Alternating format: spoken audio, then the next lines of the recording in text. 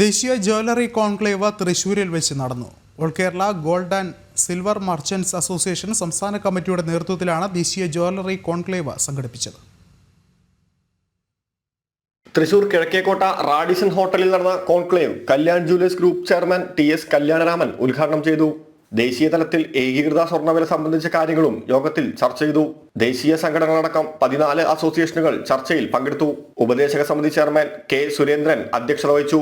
Malabar gold and diamonds chairman MP Ahammed, GJC chairman Rajesh, rock vice chairman Avinash Gupta, GJEPC south region chairman Mahendra Tayal, gem and jewellery export promotion council ദേശീയ gold panel convener Emerald Srinivasan, Jayanthilal Challani, Jose Alukkas group chairman Jose Alukka, Varghese Alukka, Rafi Antony തുടങ്ങിയവർ പങ്കെടുത്തു.